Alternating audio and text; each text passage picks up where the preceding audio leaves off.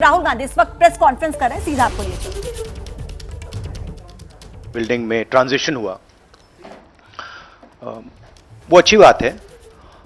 और main focus special session का, पहले तो मालूम नहीं था ये स्पेशल सेशन क्यों हो रहा है, स्पेक्यूलेशन काफी हुआ और फिर पता लगा कि इसका मेन फोकस महिला आरक्षण। उसके बाद महिला आरक्षण तो बड़ी अच्छी चीज है, उसके बाद ये दो क्लॉजेज, इसमें दो फुटनोट्स हमें मिले। एक की महिला आरक्षण करने से पहले, महिला आरक्षण देने से पहले हमें सेंसस करना पड़ेगा, डिलिमिटेशन करना पड़ेगा, और इन दोनों चीजों को करने के लिए बहुत साल लगेंगे। सच्चाई यह है कि महिला आरक्षण को आज किया जा सकता है। 33% आज जो सीट्स हैं लोकसभा में, विधानसभा में, वो महिलाओं को दी जा सकती है। कोई कॉम्प्लिकेटेड मामला नहीं है, मगर सरकार वो नहीं करना चाहती है। देश के सामने रख दिया है, मगर रियलिटी ये है कि ये इंप्लीमेंट आज से 10 साल बाद होगा। ये भी नहीं मालूम कि होगा या नहीं होगा। तो एक प्रकार से ये डिस्ट्रैक्शन टैक्टिक है, डाइवर्जन टैक्टिक है। डाइवर्जन किस चीज से हो रहा है? Diversion OBC. मैंने पार्लियामेंट में सिर्फ एक इंस्टीट्यूशन के बारे में बात की, वो जो हिंदुस्तान की सरकार का सेंटर है, कोर है, जो हिंदुस्तान की सरकार को चलाता है, कैबिनेट सेक्रेटरी एंड सेक्रेटरीज। और उसमें मैंने एक छोटा सा सवाल पूछा। प्रधानमंत्री कहते हैं कि वो ओबीसी के लिए बहुत काम कर रहे हैं। अगर प्रधानमंत्री इतना काम कर रहे हैं तो 90 में से सिर्फ 3 लोग ओबीसी कम्युनिटी क्यों हैं? पहला सवाल। मैंने यही एनालिसिस बजट को देख के की कि भैया पूरा हिंदुस्तान का बजट क्या है और ये जो ओबीसी ऑफिसर्स हैं ये इस बजट में से कितना कंट्रोल कर रहे हैं और क्या कंट्रोल कर रहे हैं। आदिवासी क्या कंट्रोल कर रहे हैं, दलित क्या कंट्रोल कर रहे हैं। ओबीसी हिंदुस्तान के 5% बजट को कंट्रोल कर रहा है, ओबीसी ऑफिसर्स। तो मुझे बात समझ नहीं आ रही है। प्रधानमंत्री हर रोज ओबीसी की बात करते हैं, ओबीसी प्राइड की बात करते हैं, मगर ओबीसी के लिए किया क्या?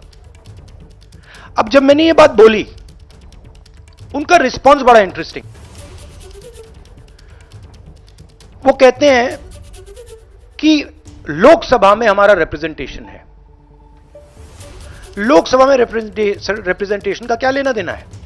मैं कह रहा हूं कि बजट डिसीजन जो लेते हैं, जो बजट को ऑफिसर्स हैं, जो बजट को कंट्रोल करते हैं, 5% ओबीसी निर्णय ले रहे हैं। और मैंने सिर्फ यह सवाल पूछा, क्या हिंदुस्तान में ओबीसी की आबादी 5% है? यह मैं जानना चाहता हूं। अगर 5% है तो फिर वो ठीक है, उसको मैं एक्सेप्ट करने के लिए तैयार हूं।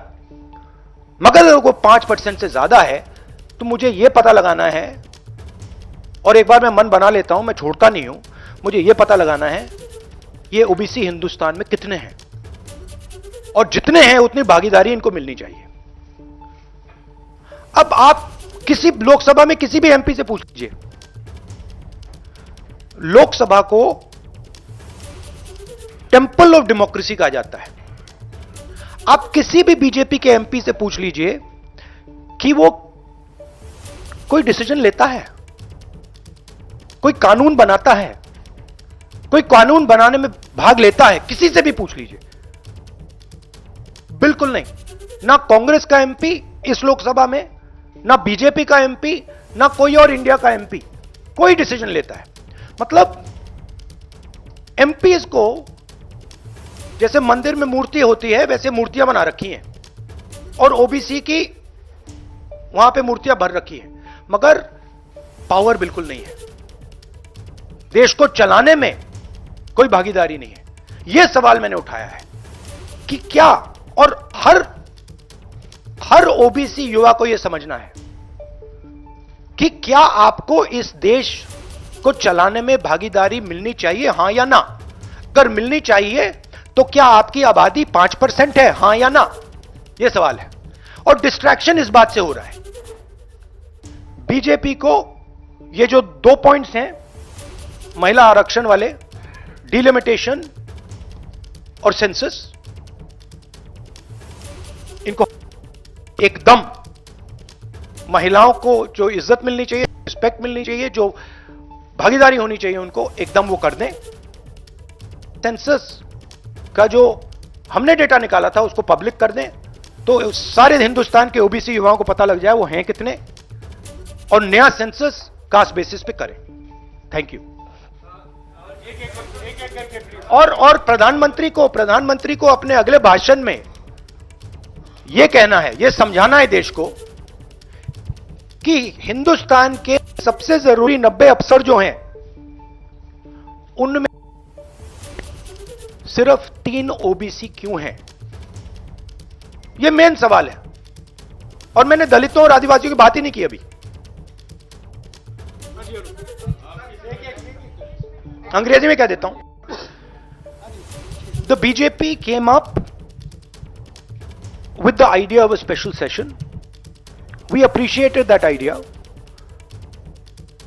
With a lot of fanfare and pomp, we moved from the old building to the new building. The Prime Minister, in a very dramatic gesture, carried the Constitution of India from the old building to the new building.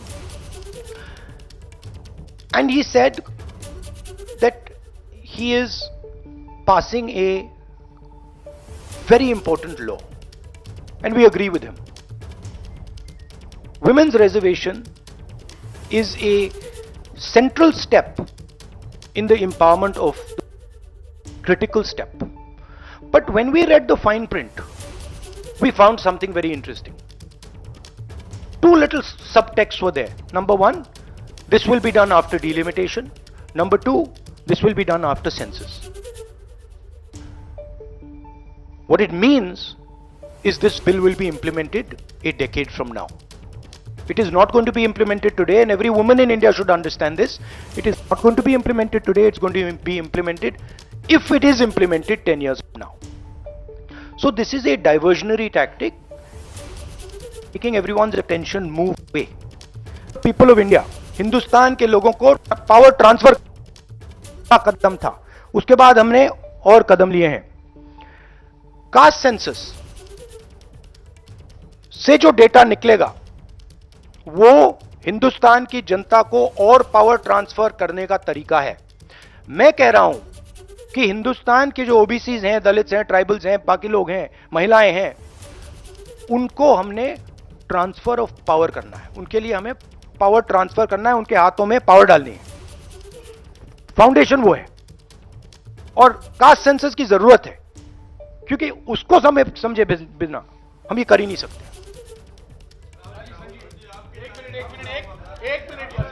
हाँ, 1 minute please. अरे रमन जी रुक जाओ please. हाँ, 1 second. हाँ, देखो, हमारे समय जितने भी थे, सही रिप्रेजेंटेशन होना चाहिए। हमारे समय कम था, वो भी खराब है। इनके समय कम था, कम है, ये भी खराब है। हम चेंज चाहते हैं, ठीक है। मेरा कहना है कि जब मैंने ये आंकड़ा देखा, मैं हिल गया। मैं बिलीव नहीं कर सकता था कि 90 सेक्रेटरीज में से 3 ओबीसी के हैं। मैं शॉक हो गया, मैं हैरान हो गया, ये क्या है। और इसको बदलना है। हिंदुस्तान के जो आम जनता है, गरीब जनता है, उनको पावर देनी है। बड़ी खबर के साथ शुरुआत कर रहे हैं। सनातन के खिलाफ उदयनिधि और ए राजा के बयानों के खिलाफ अब याचिका पर सुप्रीम कोर्ट ने नोटिस जारी कर दिया है। कोर्ट की तरफ से देखिए क्या कहा गया। इस मामले को भी हेट स्पीच पर लंबित दूसरी याचिकाओं के साथ ही सुना जाएगा। चेन्नई के एक वकील ने याचिका दाखिल करके मांग की है बिल्कुल, मामला तमिलनाडु में सनातन धर्म के खिलाफ हो रहे कार्यक्रमों के असंवैधानिक करार दिए जाने को लेकर के ये सुनवाई थी इस याचिका पर, जिसमें अब कोर्ट का रुख सामने आया है। नोटिस भेजा गया है और कहा गया है कि हेट स्पीच की श्रेणी में इसे रख करके इसकी जांच कराई जाए और जवाब तलब किया जाए। सनातन विवाद पर सुप्रीम कोर्ट से नोटिस की ये ताजा अपडेट आपके सामने रखें। यह विवाद शुरू होता है उदयनिधि ए राजा के विवादित बयान के बाद, जहां इस याचिका पर आज सुनवाई होनी थी सुप्रीम कोर्ट में, जहां हेट स्पीच की कैटेगरी में रखकर इसकी सुनवाई की जाए। यह नोटिस भी जारी किया गया है। सनातन विवाद पर सुप्रीम कोर्ट की ओर से नोटिस उदयनिधि ए राजा को जारी किया गया है। आज सुनवाई हो रही थी और इसी सुनवाई के बाद यह अपडेट निकल करके सामने आई है। सनातन विवाद पर सुप्रीम कोर्ट ने यह नोटिस जारी किया है। ए राजा और उदयनिधि के खिलाफ नोटिस जारी करके हेट स्पीच का मामला इस कैटेगरी में रखा गया है। निपुण सहगल हमारे सहयोगी इस वक्त फोन लाइन पर मौजूद है, उनसे बाकी की डिटेल्स लेते हैं। इस नोटिस के बाद किस तरीके से चीजें आगे बढ़ सकती हैं, निपुण क्या लगता है? देखिए, सबसे पहले मैं ये साफ करना चाहूंगा कि सुप्रीम कोर्ट ने नोटिस जारी किया है। शुरू में याचिकाकर्ता को कहा कि आप हाईकोर्ट क्यों नहीं जाते। याचिकाकर्ता ने तमाम बातें बताई कि तमिलनाडु में परिस्थितियां जो हैं वो सही नहीं है, और सबसे बड़ी बात है कि ये लोग सत्ताधारी पार्टी के लोग हैं। और इतना ही नहीं, वहां पर छात्रों को विवश किया जा रहा है कि वो अपने अपने विश्वविद्यालय में इस तरह के कार्यक्रम करें और सनातन के विरोध में बयान दें। तो ये सरकारी मशीनरी का ही दुरुपयोग हो रहा है। ऐसे में सुप्रीम कोर्ट ने आखिरकार नोटिस जारी कर दिया याचिकाकर्ता के काफी जिरह के बाद, और ये कहा है कि जो याचिकाएं पहले से लंबित हैं उनके साथ इसे भी सुनेंगे। तो मुख्य रूप से होगा क्या, आपने जो पूछा है उस सवाल का मैं जवाब दे दूं। अब तमिलनाडु सरकार को इस नोटिस का जवाब देना पड़ेगा। पहली बात तो ये कि ये जो मामले हैं, ये जो भाषण है, उनके बारे में क्या कार्रवाई की राज्य सरकार ने, कोई कार्रवाई की या नहीं की। और राज्य में जो परिस्थितियां हैं, जहां पर लोगों से कहा जा रहा है, छात्रों से कहा जा रहा है कि आप ऐसे कार्यक्रम आयोजित करें, इन सारी बातों को आप रोक क्यों नहीं रहे हैं, इन बातों का तमिलनाडु सरकार को जवाब अब देना पड़ेगा। बिल्कुल, और हेट स्पीच की श्रेणी में ही इसे रखा जाए, ऐसा भी कहा गया है। तो उदयनिधि और ए राजा के लिए मुश्किलें कितनी बढ़ सकती हैं आगे?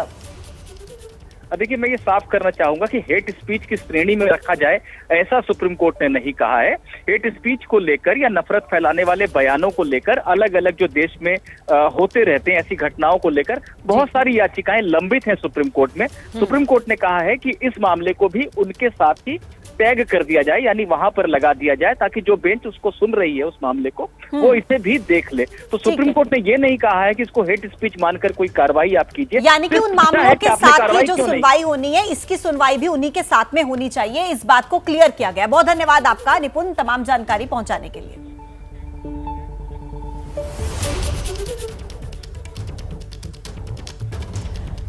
तो देखिए, सनातन के अपमान का आरोप उदयनिधि पर लगा है और अब मुश्किलें आगे बढ़ती हुई ए राजा और उदयनिधि के लिए नजर आ रही हैं। अब आगे बढ़ते हैं, बात करते हैं सरयू एक्सप्रेस कांड की, जिसमें आज बहुत बड़ा एक्शन हुआ। सरयू एक्सप्रेस में एक महिला कांस्टेबल के साथ बर्बरता करने के आरोपी का एनकाउंटर हो गया। जी हां, महिला सिपाही पर हमले का आरोपी ढेर कर दिया गया। आरोपी का नाम है अनीस, जो एसटीएफ और अयोध्या पुलिस के जॉइंट ऑपरेशन में मारा गया और उसके 2 साथी इसमें घायल बताए जा रहे हैं। आपको यह भी बताएं कि सावन मेले के दौरान 30 अगस्त को सरयू एक्सप्रेस में एक महिला सिपाही पर हमला हुआ था और खून से लथपथ हालत में वो महिला मिली थी, जिसके बाद अब एक बड़ा एक्शन लिया गया। एनकाउंटर होता है जिसमें आरोपी अनीश मारा गया है, 2 और आरोपी घायल हो गए हैं और 3 पुलिसकर्मियों के भी जख्मी होने की जानकारी मिल रही है। महिला कांस्टेबल के साथ बर्बरता करने वाले आरोपी का एनकाउंटर हो चुका है। 30 अगस्त का यह मामला सरयू एक्सप्रेस कांड, जिसको लेकर आज सबसे बड़ा एक्शन। सरयू एक्सप्रेस में एक महिला कांस्टेबल के साथ बर्बरता करने के आरोपी को एनकाउंटर में ढेर कर दिया गया है। इसका नाम था अनीस।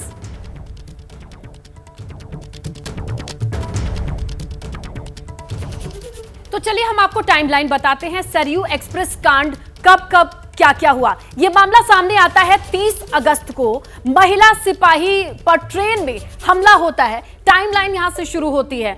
क्या होता है 30 अगस्त को? खून से लथपथ महिला सिपाही का शव मिलता है और यह मामला प्रकाश में आता है। फिर अगली तारीख आती है 3 सितंबर की। हाईकोर्ट ने मामले का स्वतः संज्ञान लिया। 30 अगस्त का, माफ कीजिएगा, यह तारीख है। स्वतः संज्ञान लिया गया है हाईकोर्ट की ओर से। उसके बाद आगे बढ़ेंगे, अगली तारीख का भी जिक्र करेंगे ताकि आप समझें कि 3 सितंबर को किस तरीके से क्या चीजें हुई। चीफ जस्टिस के आवास पर स्पेशल बेंच की बैठक हुई। इस मामले पर स्वतः संज्ञान लेने के बाद क्या हुआ चीजें, और यह देखिए कि 16 सितंबर को यहां पर आरोपियों पर 1 लाख रुपए का इनाम घोषित कर दिया गया। उसके बाद अगली तारीख आती है 22 सितंबर की। एसटीएफ और अयोध्या पुलिस का जॉइंट ऑपरेशन शुरू किया जाता है, और जब 22 तारीख के बाद अगली तारीख का आप जिक्र करें तो 22 सितंबर पर आ जाइए। अयोध्या के पूर्व कलंदर ये जगह का नाम है जहां पर आरोपियों से मुठभेड़ की खबर आती है, और 22 सितंबर एनकाउंटर में मुख्य आरोपी नसीम जिसका नाम है वो मार गिराया जाता है। ये है 30 अगस्त से आज तक की ये टाइमलाइन, यहां पर क्या क्या चीजें हुई। और इसी बीच एक बड़ी खबर भी आ रही है, हम आपको बताते चलें। इस एनकाउंटर में 3 पुलिसकर्मी के भी घायल होने की खबर है।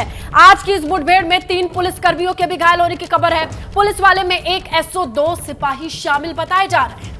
तो 3 पुलिसकर्मी इसमें जख्मी हो गए हैं, ये भी अपडेट मिल रहा है। एनकाउंटर हुआ जिसमें मुख्य आरोपी जो है वो एनकाउंटर में मारा जाता है, लेकिन इसी के साथ 3 पुलिस वाले भी जख्मी हुए हैं, घायल हुए हैं, उनका इलाज जारी है। पुलिस वालों में एक एसओ और 2 सिपाही जो जख्मी हुए हैं। देखिए, सरयू एक्सप्रेस कांड के आरोपी का एनकाउंटर, और ज्यादा जानकारी इसी खबर पर हमें देंगे हमारे सहयोगी संजय त्रिपाठी, इस वक्त सीधे हमारे साथ जुड़ गए हैं। संजय, एक तो ये जानना चाहेंगे कि इस खबर पर अभी अपडेट क्या मिल रहा है, और दूसरा जो 3 पुलिसकर्मी जख्मी हुए हैं उनकी क्या हालत है अभी? देखिए, अपडेट ये है कि मेरे ठीक पीछे जो पुलिस मुख्यालय है, यहाँ special DG law and order Prashant Kumar press conference करने वाले हैं। थोड़ी ही देर में प्रेस कॉन्फ्रेंस शुरू होगी, और पूरा घटनाक्रम 30 अगस्त से लेकर के आज तक का जो भी हुआ है, जो डेवलपमेंट्स हुए हैं, कैसे ये घटना वर्कआउट हुई, कैसे ये एनकाउंटर हुआ, उसकी पूरी जानकारी विस्तार से देंगे। लेकिन मैं आपको बताना चाहूँगा, ये जो घटना थी 22 दिन तक ये पुलिस के इकबाल के लिए चुनौती बनी रही। ये जो अभियुक्त था अनीस, जिसने ये पूरी वारदात अपने 2 साथियों आज़ाद और विशंबर दयाल के साथ मिलकर की थी, इनको ढूंढ पाना बड़ा मुश्किल काम था। इनके बारे में कोई भी जानकारी नहीं मिल पा रही थी, क्योंकि जिस कोच में ये वारदात हुई थी उसमें महिला कांस्टेबल के अलावा यही 3 लोग मौजूद थे। महिला कांस्टेबल की हालत उस घटना के बाद से लगातार खराब बनी हुई है, अभी भी उसका उपचार किया जा रहा है। बहुत कुछ बताने लायक नहीं थी कि आखिरकार वो लोग कौन थे जिन्होंने उस पर हमला किया और उसकी ये दशा कर दी। लेकिन हाल ही में एक सीसीटीवी फुटेज यूपी एसटीएफ की ओर से जारी किया गया, और साथ ही साथ मुखबिर तंत्र को एक्टिवेट किया गया। पूरी जो एसटीएफ की और यूपी पुलिस की डेडिकेटेड टीम है। बिल्कुल संजय, आपको रोकना इसलिए चाहेंगे, जिस सीसीटीवी फुटेज का जिक्र हमारे सहयोगी संजय कर रहे हैं वो सीसीटीवी फुटेज हम आपको दिखाते हैं। यही वो फुटेज है जिसके जरिए आप समझेंगे कि स्टेप बाय स्टेप क्या चीजें हुई थी। इस घटनाक्रम का ये सीसीटीवी फुटेज सामने आया है, जहां पर इस लाल घेरे में आप एक शख्स को आगे बढ़ता देखेंगे। 2 लोग आगे बढ़ रहे हैं, सीढ़ियां चढ़ते हुए लाल घेरे में एक शख्स दिख रहा है, उसके बगल से महिला गुजर रही है, उसके पीछे से भी एक शख्स आता दिखाई दे रहा है। और यह सीसीटीवी फुटेज है जो बेहद अहम माना जा रहा है। इसकी डिटेल्स जैसे ही प्रेस कॉन्फ्रेंस होगी, जहां डीजी लॉ एंड ऑर्डर मौजूद हैं, प्रशांत कुमार सारी चीजें समझाएंगे, बताएंगे। लेकिन ये अहम सीसीटीवी फुटेज इस वक्त एबीपी न्यूज के पास है, जो हम आपसे साझा कर रहे हैं। देखिए, लाल घेरे में जो 2 शख्स दिखाई दे रहे हैं, पोलो नेक टी शर्ट पहनी हुई है, बैकपैक लिया है, और स्टेज से ऊपर बढ़ते हुए आगे बढ़ते दिखाई दे रहे हैं। सीधा लिए चलते हमारे सहयोगी संजय त्रिपाठी के पास, जो इस वक्त मुख्यालय के बाहर खड़े हैं।